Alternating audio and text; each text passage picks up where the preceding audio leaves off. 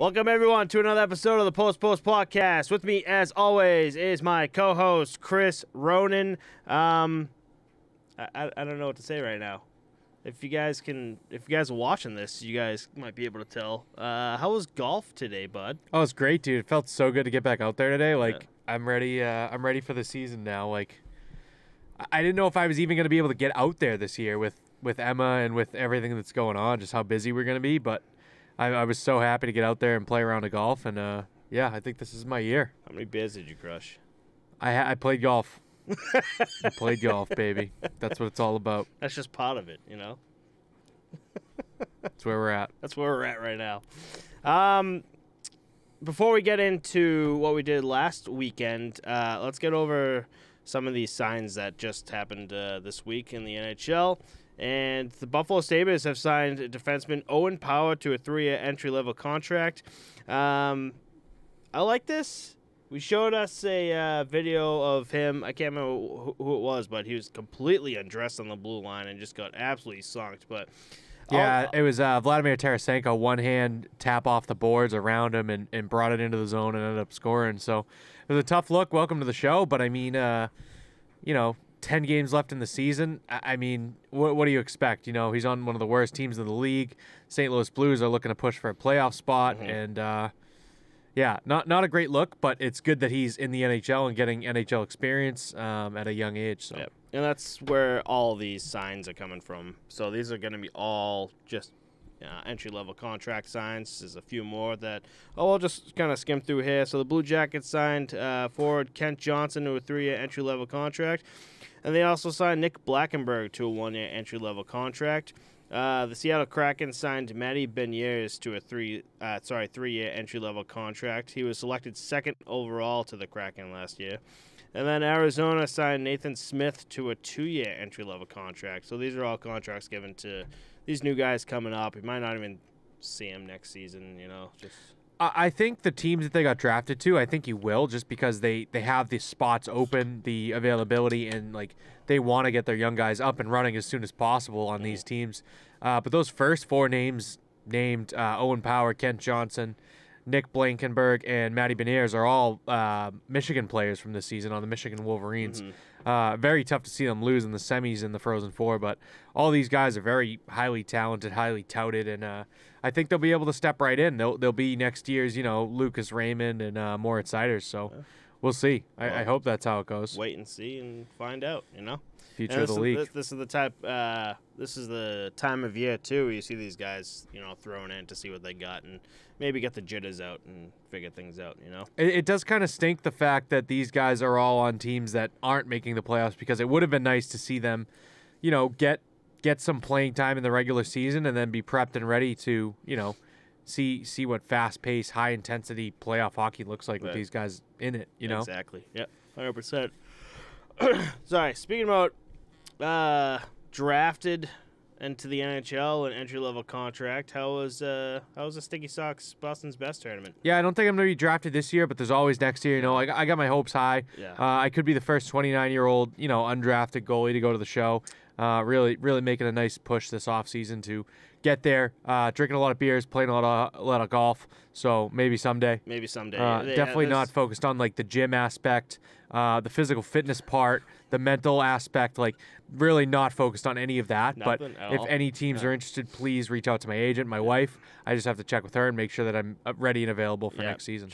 The arena was just buzzing. There were guys just sitting there taking notes, getting ready to call people and be like, hey, this is the guy, first overall, 2023. Yeah, I heard one guy was late for the plane. They couldn't even make it to the tournament on time. It was kind of wild that, the first period, there's just no goalie. No it was whatsoever. Insane. It's kind of insane. Insane to me right now. Just pretty unprofessional move. I'm not going to name names, but...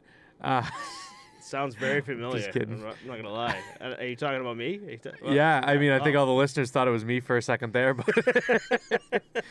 But yeah, we knew last week when we were recording at 11:30.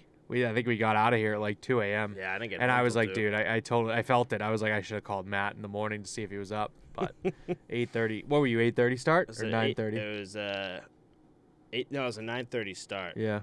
And I didn't get home till 2. And my alarm went off at 8. And I was like, Sorry. So I shut it off, and my second alarm that I had was like 10 minutes later. And I must have shut that off, too, without thinking. And then all of a sudden, I just go right back to sleep. And one of the guys from Sticky Socks calls me. And as soon as that phone went off, I was like, shit. That's the worst feeling in the world. Especially as the goalie, man. That's the worst feeling in the world. Because it's not like a player. You can just throw your shit on and get on. Like, you're the goalie. Like, yeah, no one's going to call you if you're the player, too. They're like, oh, that's on him. But no, I mean, I won't speak for you, but I had a lot of fun. My team didn't exactly do too well. We went 0-3. I think the finals were like 5-1, 7-2, and 6-1 or something like that. I mean, we were in like the top division. The guys on the other teams were really good. Yep. I got torched quite a bit. A lot of good shots. They took some good photos. I don't know if they got saves. some good ones for you. Thank you. Yep. Yeah, I mean, I felt good about myself, even though we got smoked. But the opportunities that I was up against, the saves I was making, I felt pretty good. But top level, a team that never really played together before. So what it is, what it is. What about you? I had a fun time. It was novice. I was asking around to play, and Pete just randomly texted me, called me, literally almost the night before. He goes, hey, there's this novice team that we have that Sticky Socks made up. And he goes, you want to play? I'm like, yeah, sure. I just want to get in there. And it was like actual novice people playing against like C people. Like, people just like drop down for these. Other than absolutely getting lit up, I had a great time.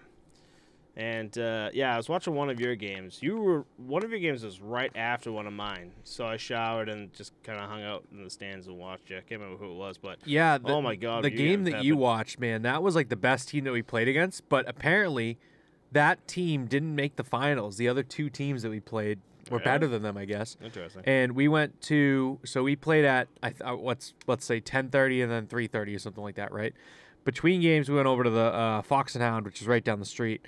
And we were having some drinks, and then there's another group that was like pretty big, and they looked like hockey guys. So we were like, "Oh, you guys in the tournament?" They're like, "Yeah, we got off the ice right after you guys, and got off and came over here." And the team we played against smoked us, and we were like, "Oh, geez, well that's good at least. Like maybe because we had just gotten smoked, we were like maybe you'll be like more of our level." And they're like, "Yeah, hopefully." We play, and they blew us out of the water. So we're like, "Holy shit, we have to play that team that smoked them tomorrow morning." Mm-hmm. We played them, and they weren't as good. So we were like, did they sandbag us and just like lie and say they got smoked when they were the team smoking them? But apparently not, because that second team didn't make the finals. You know what I mean? Wow. So it was kind of weird. But we matched up very well against the first and third games, and the second game not so much. So you can tell the people who have never played with each other versus the people who have played with each other. Yeah. Yeah, definitely. So it was a fun time. I really enjoyed it. It was different. It was like in the parking lot. There's maybe 2 or 3 groups out there just kind of hanging out. Cornhole, like, tents, grills. Back in the day, it was like massive, massive. But I mean, we were out there. We had Mike Cooler, we had a speaker, and then we went over to, like I said, Fox and Hound. But then the next morning, we had an 8 a.m. game. We were like, Jesus Christ. We had 2 guys back out, and I was like, oh, floodgates are open. I feel like everyone's going to back out, But we ended up having a good group, and after the game, I think we had like 12 of us. I think it was like 8 players and like 4 of the girls go out for brunch. So we got some Bloody Marys, some mimosas. No, it's crazy that I noticed, especially on my the team I was on, a lot of women playing. Yeah, there were. We talked about this. I don't know if it was on the podcast or just personally, but I was telling you that I don't think I've ever played with another woman, and ironically, that team I was on, there's 3 of them on there. Yeah. And one of them was saying there's a women's league in Massachusetts. I think they're partnered with Power Play Hockey League, but it's a women's league. I can't remember the actual name for it, but it's been around for like a long time. They had one running out of Hingham for a bit that was pretty like high level. It was pretty good talent. She was saying when she first started playing there, like years ago, like 2011, 12, something like that, there was just 4 teams, and that was it in the league. Now there's 45. It's like skyrocketed. That has, that's good. Crazy. It's crazy that like I've never really heard of it until now. But yeah, and I think that's like the female equivalent of like, let's get out of the house and like, go do something, Right. Like, I don't know, when it comes to like, at least me and my wife, when it comes to like women activities, there isn't really anything like physical, like, a sports league or like even like a rec league or something to do. Like, I thought that was pretty cool to see, Yeah. Something for them to do. So, both me and Chris just got lit up, but it was a good time. So, had fun. And now we That's move about on. it. So, let's start talking about, like, real good players here. So, so far the Hart Trophy candidates here. So for everyone listening, the Hart Trophy is an annual award for the most valuable player to the National Hockey League. What? You right? Yeah. Okay. Austin Matthews has 19 goals and 10 assists on 90 shots on goal in the last 15 games, and Connor McDavid has 13 goals and 16 assists with 6 game-winning goals in the last 15 games. Connor McDavid won the Hart last year. Out of the top two, who are we looking at? Igor Shesterkin's actually in this run, but goalies never really get the benefit of the doubt with these. Yeah, I mean, if you're looking at it, it's kind of nuts to see the Rangers having the third most points in the NHL right now, which is insane. I mean, I think far and away it's going to be Austin Matthews just because of how much he's put the team on his back and how he's so close to cracking 60 goals and like potentially 65 like he could even get by the end of the season. I don't think 70 is really in the realm of possibility right now. Yeah. I mean, he could have a couple hat-trick games and get there, but, you know, it seems pretty far-fetched. Connor McDavid, I kind of, looking at like and thinking about like MVP to the NHL, I see these two as like the front runners, right? But when it comes to MVP for your team, there's a lot of better choices, I think. You know what I mean? Like, Right. I just think the publicity, the teams they're on, the spotlight, like these two guys are the guys to choose between. But like Jonathan Huberdeau has done so much for the Florida Panthers. Igor Shesterkin has really, you know, sped up the rebuild process in New York. Like, there's so many other guys across the league that I think have meant more to their team and have done more for them. Like, when I think of the Hart Trophy, like, the first one that comes to mind for me is like a Taylor Hall with like the New Jersey Devils, who single-handedly like brought them to the playoffs. Like, that's the kind of story I want for the Hart Trophy. Yeah. Whereas this year, I think it's like really focused on Points. who's doing the most for the hockey league, like who's spreading the game. And Austin Matthews and Connor McDavid, like, you go up to any like young hockey fan, young kid, and ask them like, who's your favorite player? Like, odds are it's going to be one of those two. Yeah. You know, so. In that sense, I mean, my vote probably goes to Austin Matthews, but I would rather see personally. I think Roman Josi this year, which is kind of nuts to say for him to win the Hart because he's got the Norris locked up. I think. But 100%. What do you got? But yeah, I'm actually with you with Austin Matthews. I feel like every time you're scrolling through Austin Matthews' memes is just. He's become the face, you know. He's become the face of like the Toronto organization and now the NHL. Two covers on the NHL games too, you know. That's huge. Yep. And 19 goals in 15 games is insane. He's on a tear. Yeah. That's just like that's an unreal number. But this season has been unbelievable. We keep seeing like videos of like Trevor Zegras and Troy Terry, like those duos, like with Zegras behind the net, like randomly no-look pass between the legs to Troy Terry, who's like right at this perfect spot. Yeah, that guy has reinvented Gretzky's office, and just that team in general really knows like where each other are going to be on the ice. It's nuts. It's just insane. So I'll be curious to see who actually wins this. But yeah, I guess my take right now is Austin Matthews, just with you, you know. Moving on from that, Minnesota State Hockey, Dryden McKay is the 2022 Hobey Baker Award winner. He became the first goalie to win it since Ryan Miller and did it as an undrafted NHL free agent. The Hobey Baker Award is an annual award given to the top national collegiate men's ice hockey player, which is cool stuff. Again, another award that, you know, kind of skips by goalies. So when you see this, you're like, oh, wow, cool, a goalie gets it. And then getting your name right next to Ryan Miller, who's an absolute legend in the NHL, you know? Yeah, so that must have been like early 2000s that he won that award, which is kind of nuts to me. Like, it's been over 20 years. I don't know if Fleury went through the NCAA program. I doubt he did, being like French-Canadian or wherever the hell he's from. Yeah. But I just think like these goalies can be such a flash in the pan and such like a big spotlight and focus on them and high pressure situation, I should say.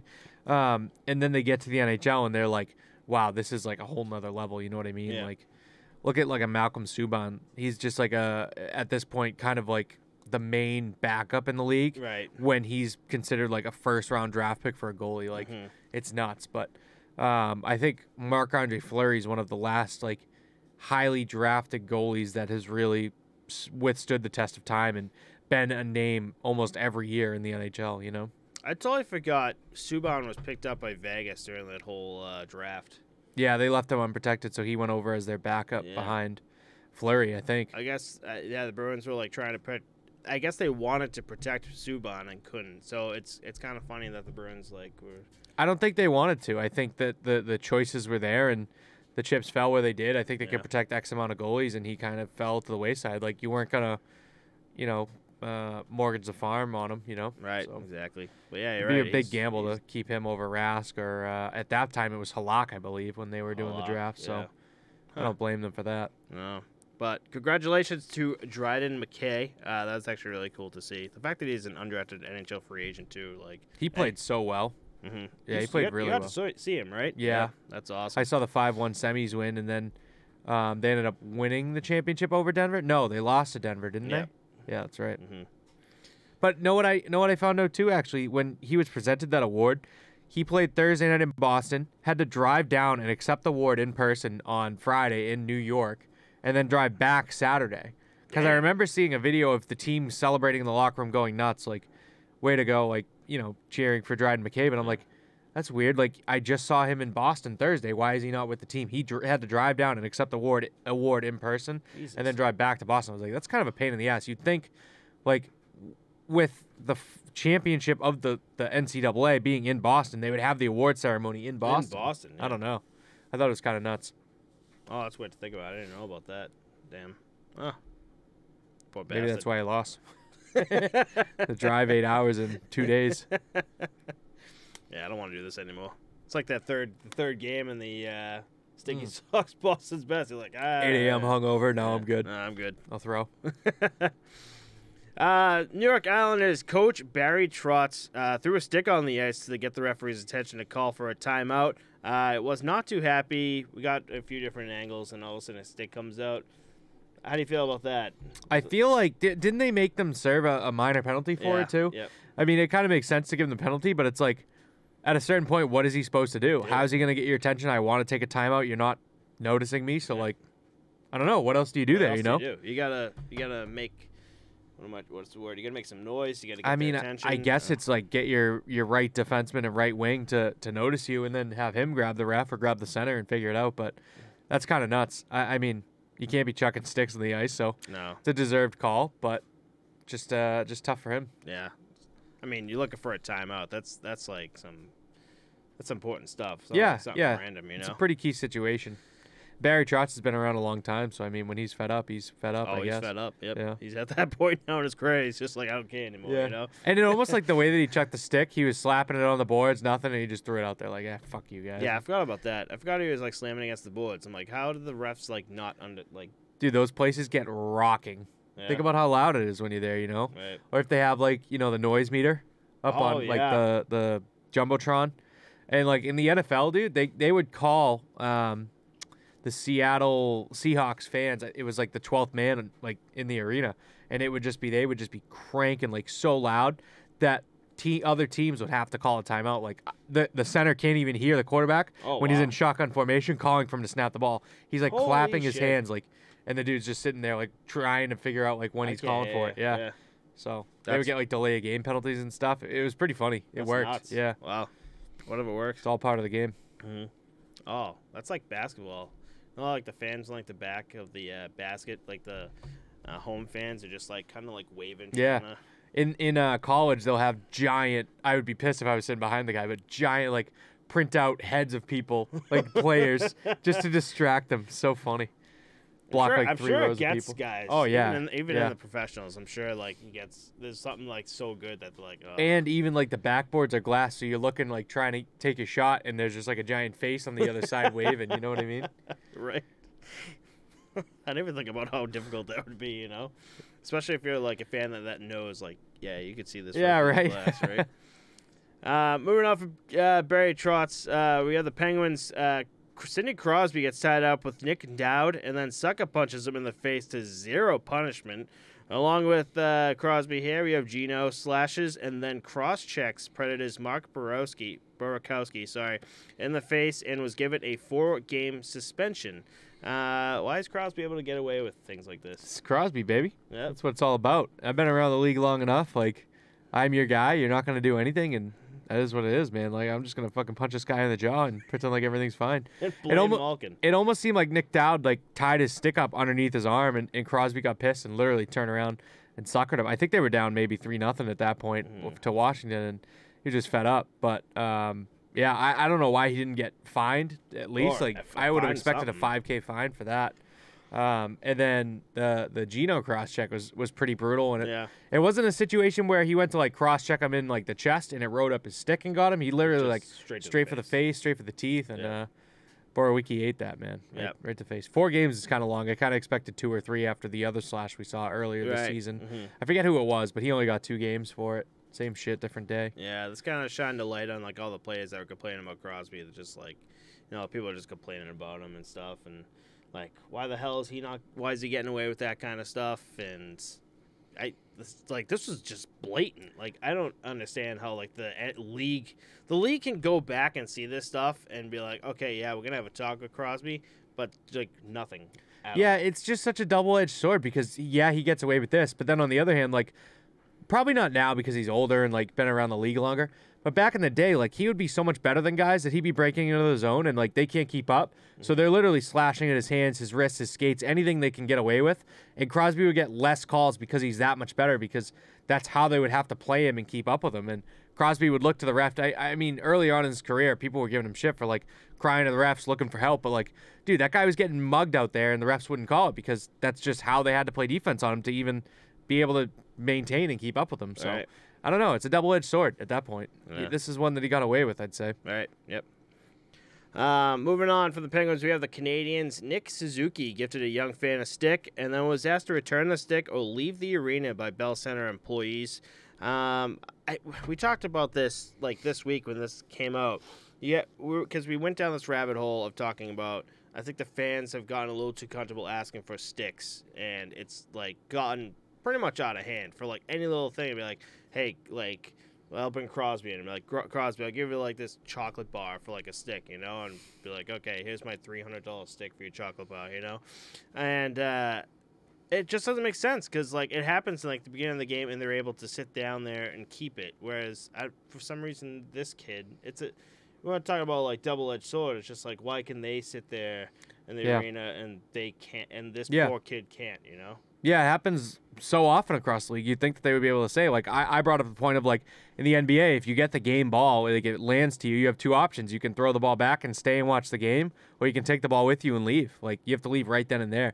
But I made that point, but at the same time, all across the league, you're given sticks, like, left and right, warm-ups after the game, whatever. And nothing. Like, you can stay, you can chill, it's your stick, whatever. So it was kind of weird to see this fan run into that issue, but at the same token, it is Montreal, and they fucking suck, so that's probably what that is. Love it. Pieces of shit, dude, throwing kids out of stadiums. For getting a stick, right? And they tweeted, so the dad tweeted, and Nick Suzuki responded, too. He goes, dude, what? Yeah. Like, even he was just like, you kidding me? Because they consider it a weapon. A little kid holding a stick is a weapon. You might, like, that's why I felt there might have been, like, another side of this story in the sense of, like, they said that he was using it like a weapon in a sense. And I'm like, Jesus Christ, what's this kid doing? Yeah, right. But I don't know. I mean, we don't know the full story, so it's kind of interesting. But, I mean, you make it big enough of a stink online, he'll probably end up with, like, free tickets next season or something. You know what I mean? He'll be at the first playoff game. Another stick, yeah. Yeah, then get thrown out again. They get thrown out again. We're going to stay on Canadiens news here. My boy, at least, Carey Price, made a season debut tonight where they lost 3-0 to the Islanders, but got a standing ovation from the Montreal crowd when he hit the ice. Carey Price, back in action. Oh, joy. Okay, sorry, should move on from that? Oh, joy. Okay, yeah. Okay. I'm so thrilled. Yeah. I mean, there was talk about this for like just in time for and playoffs. It finally happened. Oh my God, that was hysterical. That was this morning we found out about this. Like, hey, Carey Price is starting tonight, and you're just like, I wonder if he's gonna start in the playoffs. I'm like, Chris, why would the Canadiens be in the playoffs this season? And you're like, doy.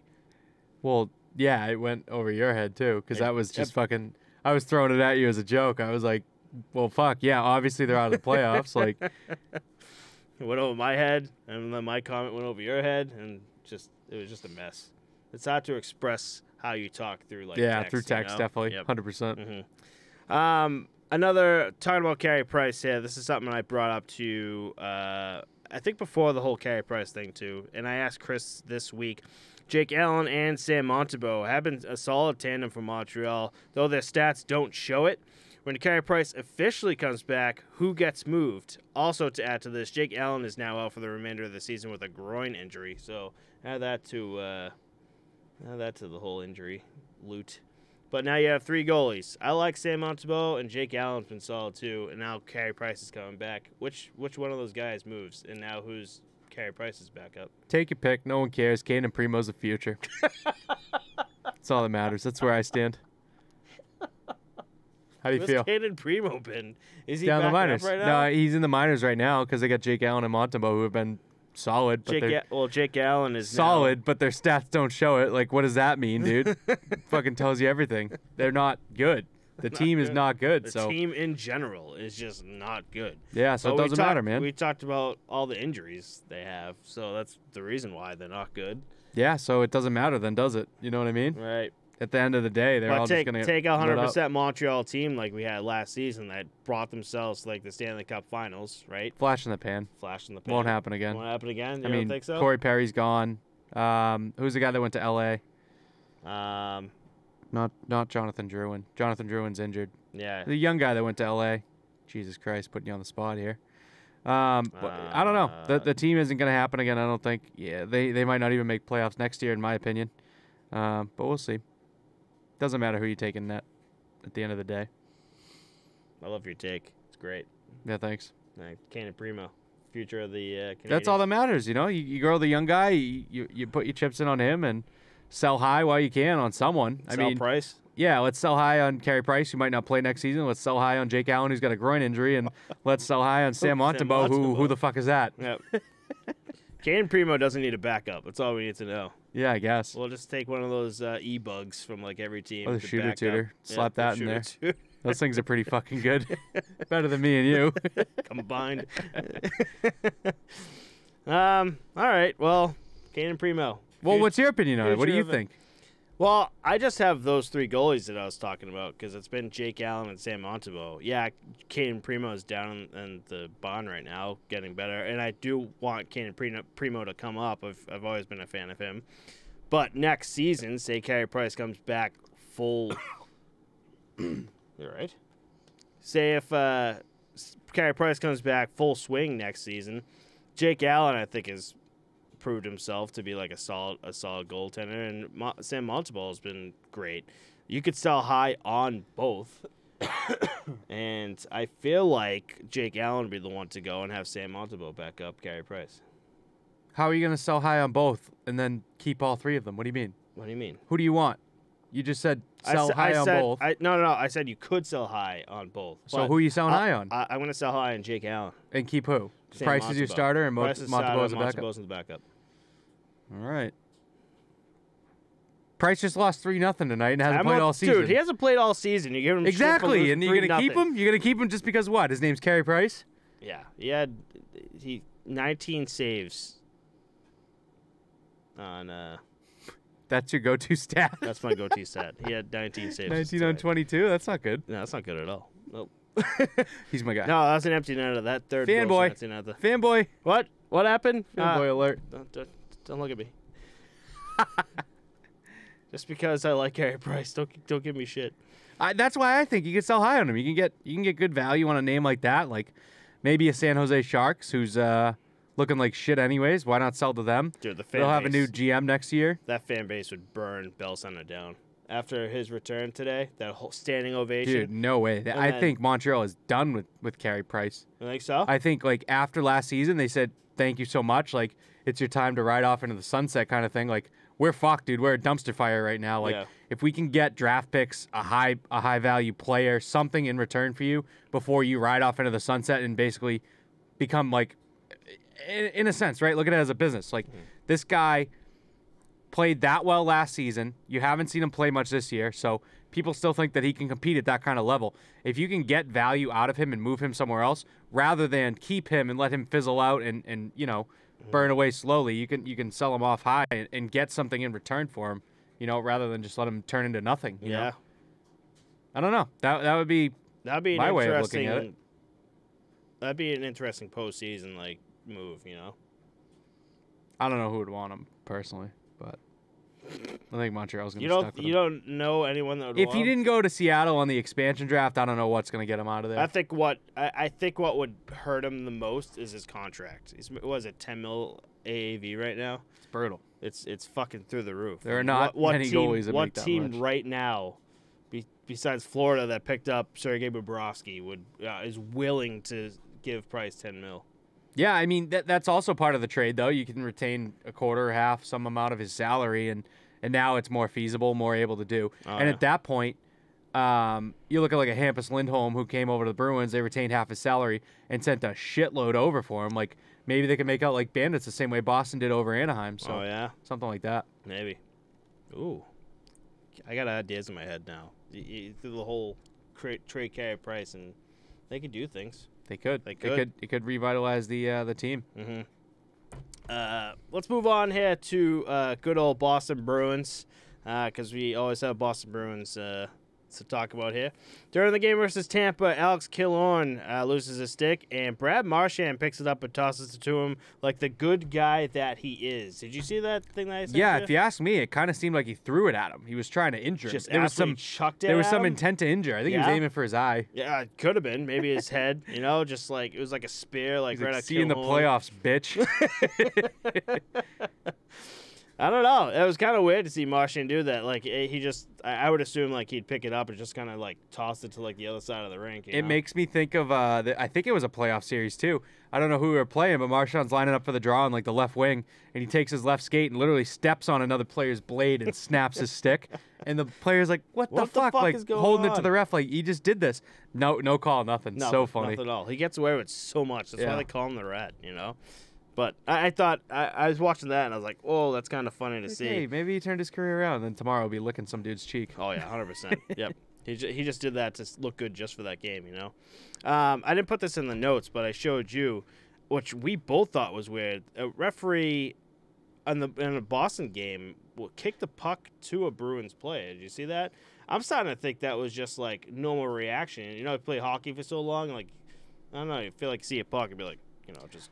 I think, honestly, it was the back of the mind. Like, so the first pass that goes up, I think it was from a Boston player out of the zone, and it hits the ref's skate, and it goes right to Anaheim, and the Anaheim player accidentally throws it back to the ref, and the ref is like, I interfered with the last play, I should kick it towards Boston. Yeah. So he does, and I'm like, you don't fucking do that. You know what I mean? Yeah. You skate away, you get the fuck out of there, you know what I mean? Yeah. It happens. You get in the way. Like, at the end of the day, they're not going to bitch, but, like, you do something like that, now it's like, you kind of look like you're favoring one team here, Right, you know? 100%. I don't know. It looked weird. I remember I just saw it today. I was like, whoa, that's kind of weird, Moving on, we have the LA Kings. Drew Doughty is done for the remainder of the season after having successful wrist surgery. Kings are currently hanging on in third in the Pacific, and Drew Doughty is one of their best players. This will be a big blow to the team that you talked about. The West is not as dialed in the East as it for the playoffs run. So who's oh shit, I didn't even look it up. Who's fourth for the Pacific right now? Right now, the Vegas Golden Knights have 87 points, but the Stars have 89. So those two teams look like they're going to be in as your wild card seeds. So, I mean, the Kings are right now matching up against the Edmonton Oilers, which is going to be a tough matchup, but at the same time, it's like you can kind of get away with a win there. You might be able to pull that series off. And I think personally, like looking at the LA Kings, how young they are with everything around a Drew Doughty, I almost think that he might be like, fuck it, I'm just going to give it all I have and get back out there and play through this injury. Just like, this is my last kick at the can kind of thing, This is like our last real opportunity. Cal Peterson's been really hot, and Jonathan Quick's starting to show like, hey, I'm still like, a good goaltender in this league. Yeah. So I don't know. We'll see. But it would suck to see Drew Doughty miss the rest of it by that injury. 100%. Wouldn't be this time of year too well. I did a little breakdown on the LA Kings a few episodes ago, and Drew Doughty's like up there. It's like literally one of their best players. Yeah, he's lugging minutes too. Yep. Speed out goalies for the Hurricanes. Freddie Anderson skates up to the bench during a delayed penalty and then ends up playing the puck and back passing it at center ice. Memoirs of Patrick Waugh, who it wasn't even a delayed penalty. He just took the puck and just skated. He actually got a penalty for it because he took it over the center line. I'm like, wow, the balls, But Freddie Anderson can look like he played. It looked pretty cool.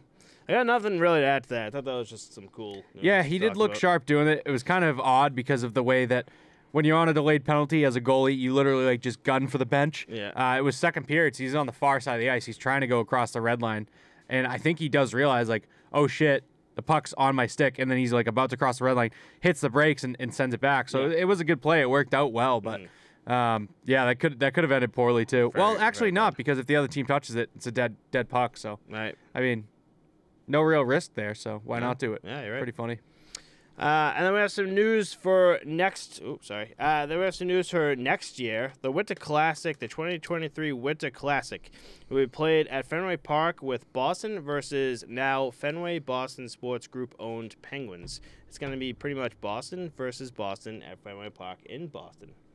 Yeah, it's pretty much just a giant money grab scam by the league, putting this all into Fenway Sports Group's wallet because they own the Boston Bruins, they own the Pittsburgh Penguins, and they own the Boston Red Sox. So they're taking their two NHL teams and playing an outdoor game, which is the biggest money grab of the season, and putting it in their own ballpark. So they're just like raking it out on this one. This is going to be nuts, but it should be a good game. I mean, Boston and Pittsburgh this season are like almost neck and neck. Like Pittsburgh's playing out of their ass, and no one's really talking about them. No. The Bruins are in the 4th seed in the Atlantic right now, and in the Metropolitan, the Penguins are in 3rd currently. And it kind of seems like nothing's really going to change in the East. So I would like to see them see each other in the conference finals, but I don't know if that will happen. That would be a nice preview for the outdoor game next year, and it could make some bad blood for an outdoor game, which would be kind of nice. Right. Because, like, there's not a lot of bad blood at outdoor games lately. No. You know? Nothing. Like, no, like, Montreal versus Boston or Battle of Alberta, you know? Yeah. Back when, what was the... Canada had their own outdoor... It was, like, the outdoor... Heritage Classic. Heritage Classic, yeah. And, yeah, we don't have that anymore. But you're right. It's nice. Thanks. Fenway Park is just like a money grab to begin with. I can't tell you how many people just like come to Boston and be like, let's go to like a Sox game. Let's go to Fenway Park. You know, it's like that historical. If I'm not mistaken, too, I think I heard that they're going cashless. No more cash at Fenway Park. It's all electronic, which is nuts. Really? Yeah, kind of crazy. No more spewing money at like the guys giving. Well, you dude, now it's even better because they don't even need you to pull out your wallet. It's just like, fucking, here you go. Send it. That's nuts. Yeah, you don't even know how much you're spending when you go to the ball game because it's just swipe, swipe, swipe. And then you're gonna get like just like the NHL at Fenway Park, you get signs. Why is beer $14? Yeah. And why am I just finding out about this at the end of the game? There's this new one at the TD Garden too. I haven't been in there, but apparently like you walk in and they have like, I don't know how it works, but like it almost scans your credit card as you walk in. Take whatever the fuck you want, and they know what you took, and you walk out, and it just charges you for it straight to your card. I don't get how that works. Yeah, and then in Dallas, there's one too. I think it was Dallas. They said you literally like scan. They give you a sheet when you sit in your seat. You scan what you want when you want it, and someone will come down with it. Like, here's your shit. Oh, are you kidding? Isn't that nuts? You don't even get up. That's like the way of the future, dude. That'd be awesome, right? Dude. So I think it might have been ballpark though for baseball because then it's like, you know how they got the dudes coming down like cotton candy, all that shit, right? You just fucking bang, bang, bang, and then they'll come to you with it, you know? So. Dude, the future's scary right now. You ever see WALL-E? Yeah. We're getting so close. Oh, dude, we are. We're already there. So America's close. there, bro. Guys just, like, not leaving, like, their chair, just, like, overtly obese, and just to press them up and be like, feed me, you know? Yeah, it's going to be America, bro. Oh, God. What a time to be alive. And can't wait. Obese. Yeah, give me 10 years, and we'll probably do a podcast from a chair that... Oh, God, we're already in chairs. God, no, it's already started. WALL-E. Oh, WALL-E. That's scary to think about right now. I don't want to do that. Moving on, we're going to go back to Buffalo here. We have random Buffalo, a fact that came out this week. They won the season series 3-1 versus the Toronto Maple Leafs this season and outscored them 19-10, and is the only team that beat Toronto three times this season. What? Yeah, I mean, they were hot out of the gate. Remember that at the beginning of the season? They were, like, oddly, like, first or second seed in the league. And then the second half of the year, like, I don't know, the past 3 weeks or so, they've gotten pretty hot too. And I just think it's something that like they have their number. Like they match up well against that team. Kind of like I was saying to you, the team that got smoked in the 3:30 at the Boston's Best tournament, they just didn't match up well and got smoked, and then we played against them and they smoked us. So I think it's just one of those things. They just have their number, and I feel like throughout the week you'll send me ones like, how does this even happen? It's like anything can happen any given night. You know what I mean? Right. Like you have an off night as a goalie, you have an off night as a team. I mean, shit happens. Like it, shit happens. What do you got, dude? I don't know. I just don't know.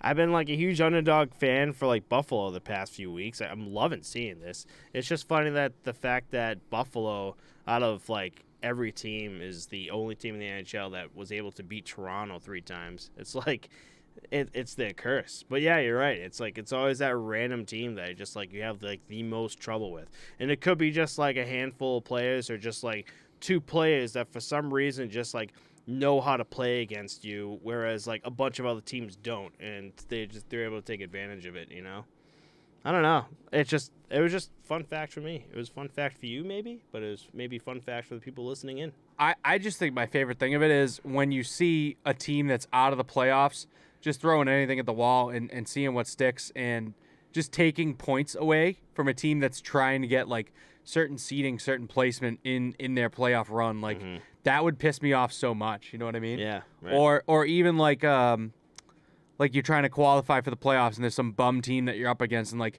you need to beat them to get in and they end up beating you and you're like, what the fuck? You know what I mean? Like, oh, that would piss me off so much. Like, why do you even care, dude? You're already out of the playoffs. Just fucking roll over and die. Let me get in, you know? Yeah. It's like, fuck. That aggravates the shit out of me. Yeah, it would if I was in the league. Right. I'd be like, Jesus, why are you even trying? Just let me fucking win.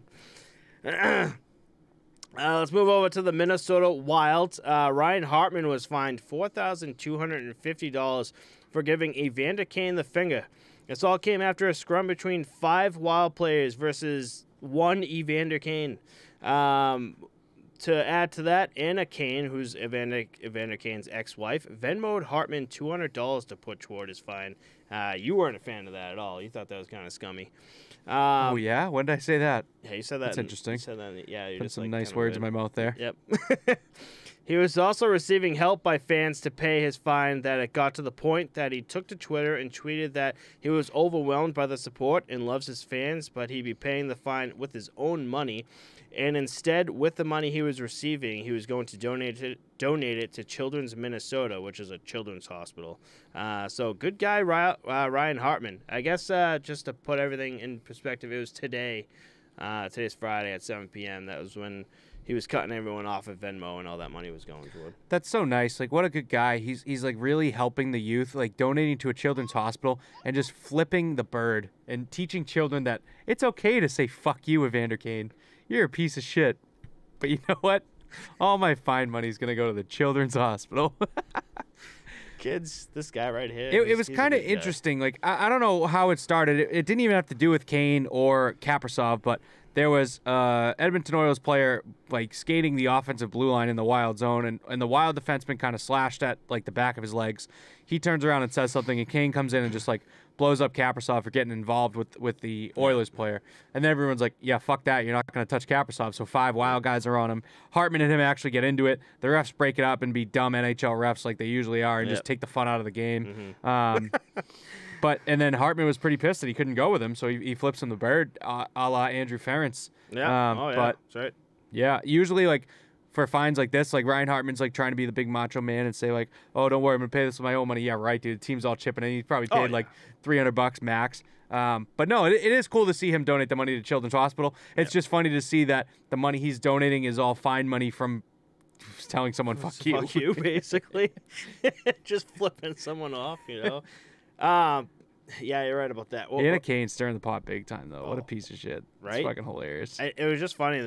She's wild. I wonder if he accepted it or if he just rejected it. Because you can do that on Venmo. You can be like, no, I'm not accepting I was this. confused that fans were able to find his Venmo. Like, imagine looking for like an NHL player's Venmo and be like, yeah, this is the guy. Dude, someone, this is off topic, but Scotty Scheffler, the guy that won the Masters last weekend, someone found his Venmo and Venmo requested him I think it was like $800. This is probably wrong, but requested the money and said, he's like, this is for the money that I what was it? The money I would have won if you didn't 4-putt the last hole, because he had him to win at like -11, like for a final score, and he 4-putt and it ended up bringing his score up to -8.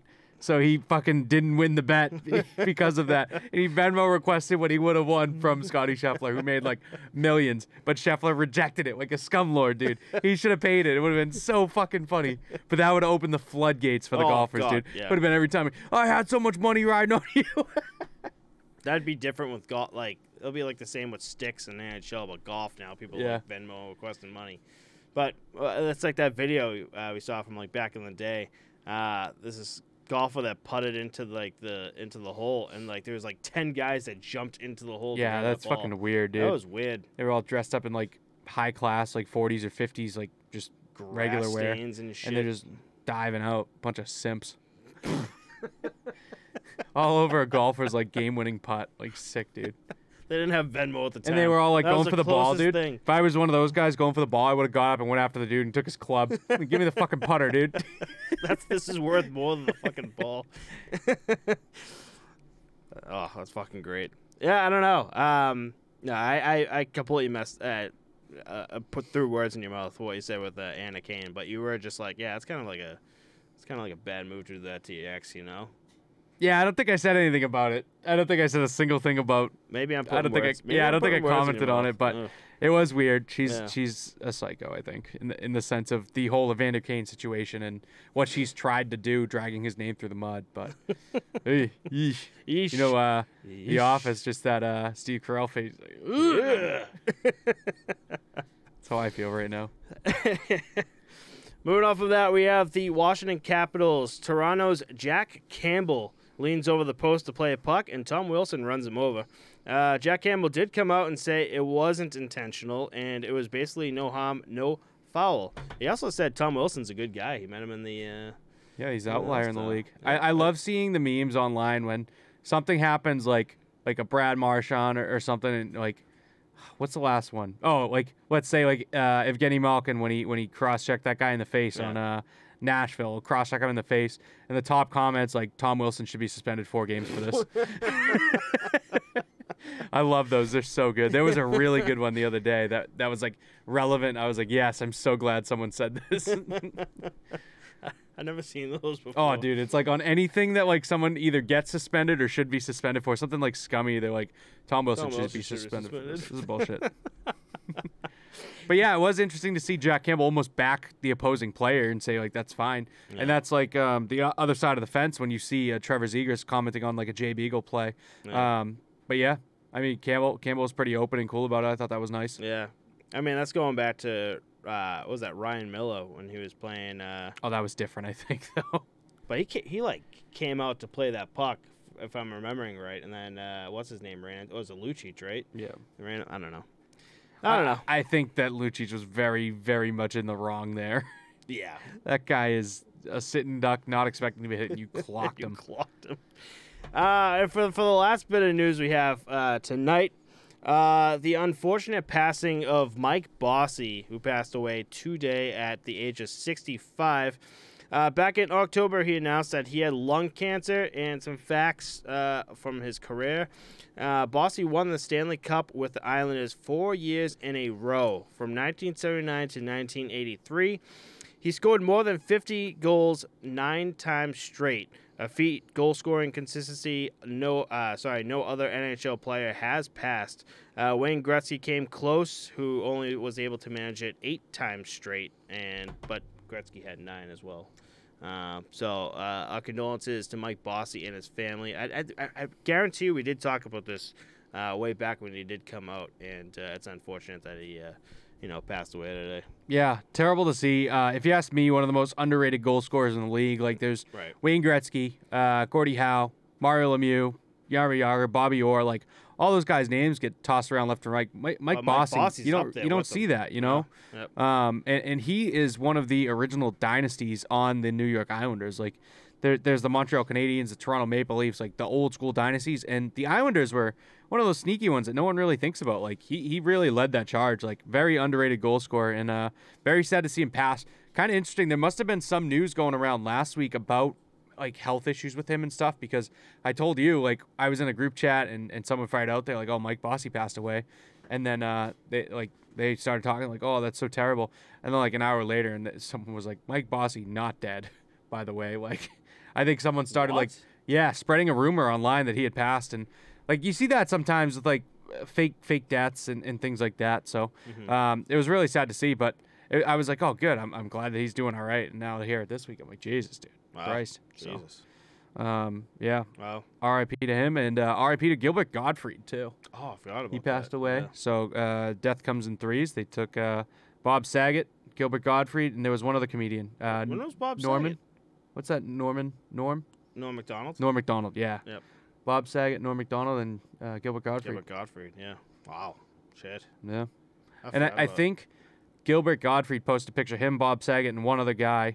And he was like, this picture, Gilbert said, this picture means so much to me now. And like, it's crazy to think of like how valuable life is. And then now that picture means even more, where all three of the guys in the photo are all gone. So it's crazy. It's crazy the things that come up like after someone's death, you know, like Gilbert Gottfried. I haven't heard that name in years. His voice is so iconic, dude. So funny, dude. So annoying, but it's so funny. But like, he passes away, and then all these photos are just like, yeah, this guy's a great guy. I'm like, you've never talked about him once, you know? Just like, you get photos of like, what, you got buddies that know Gilbert Gottfried? Yeah, there's a few friends that just like, yeah, I got to meet Gilbert Gottfried. I'm a huge fan of his. I'm like, dude, you never brought him up once, you know? Yeah, but I mean, if you had one good experience with a guy, you'd be like, dude, he was great when I met him. He was a great guy. You know what I mean? Right. Like, that's how that works. Right. No one ever talks shit about dead people unless you're like a real fucking piece of shit. You know what I mean? Like, you're not going to be like, no, Gilbert Gottfried's a fucking scumbag, dude. I asked him to sign my hat. He wouldn't do it. He wouldn't do it. Yeah, this is what happens, you know? No, yeah. Ugh. I don't know. But, yeah, rest in peace to everyone. It's been, I feel like, is it age? Are we getting to that point now, or just, like, people you knew growing up, or just, like, I'm talking about age and getting old. I'm old. Being old. I'm old, man. I'm 31. I'm so old. 32. Fucking bitch. It's the new 62, you know? Getting close to retirement shit. right now. You wish, dude. You're going to be working till you're 70. I wish, yeah. Just like me. 80, yeah.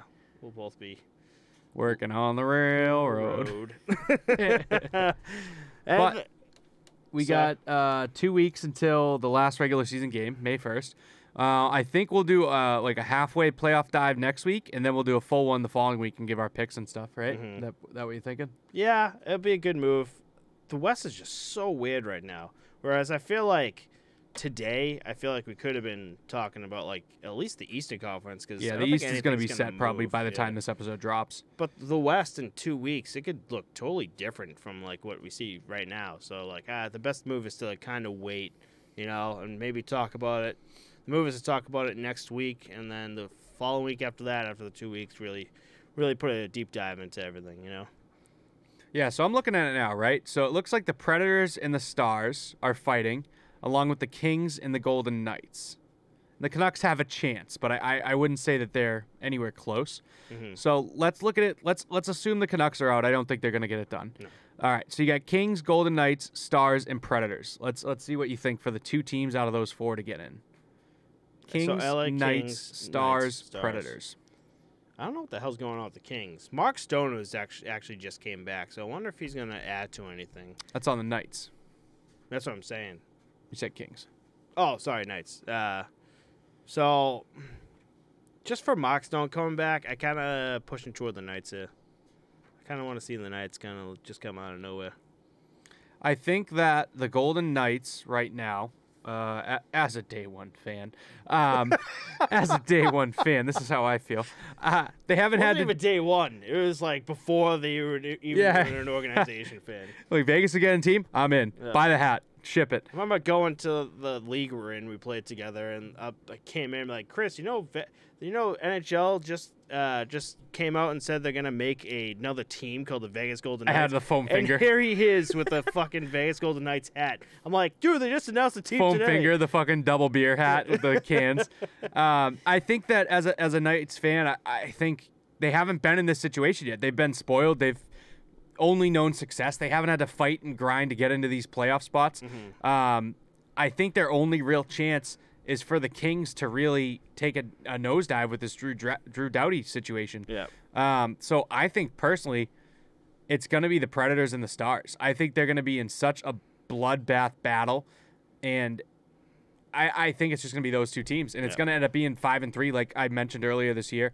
Right now, it is technically 5-3, but like 5 teams from one division and 3 from another. Right.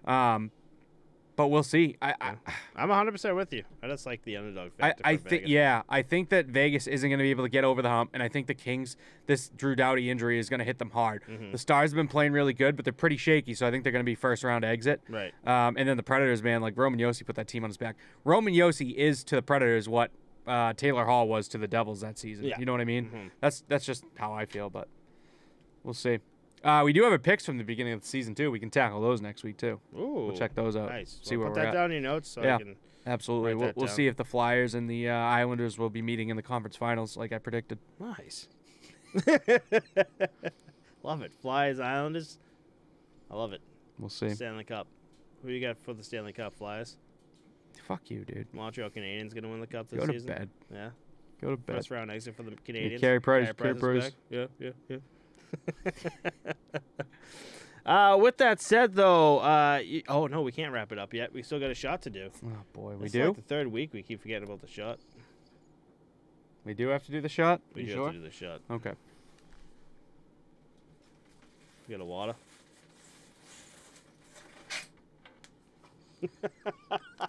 I don't want to do this, dude. Peanut butter jelly's gross. You could have done what I did. Dude, you want to tell the listeners what you did?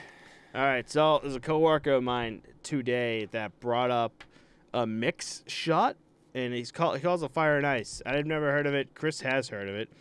It's a shot, and it is half Fireball and half menthol mint McGillicuddy's. Disgusting. And so I'm gonna go for it. He says it's really good. Let's take mouthwash and mix it with cinnamon. Cinnamon. Ugh. Good luck. Well, let's find out together. You get to. Yeah. Roll up your sleeves. I gotta roll up my sleeves for this one. This might be a battle. I also tonight. filled my shot really high. I'm very disappointed in myself. I always save myself a little bit. Cheers, buddy. Good luck to both of us.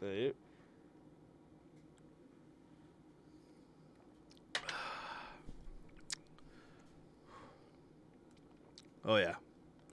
Oh yeah. That's good. That's really good. Ugh. That was really good. I'm not doing it. I couldn't imagine doing that. That was really good. You hurting right there? No, I'm saying I couldn't imagine doing Oh really? the Fire and Ice, dude. Wow. That just sounds foul. Wow. I'll promote this. That was good. Half Fireball, half McGillicuddy's menthol mint. That was good. Ugh. Want to give it a go? No, absolutely not. Next week, everyone. Next week we're gonna do another Fire and Ice shot. Yeah, you can. Enjoy. Oh, I will. 100%. That was really fucking good.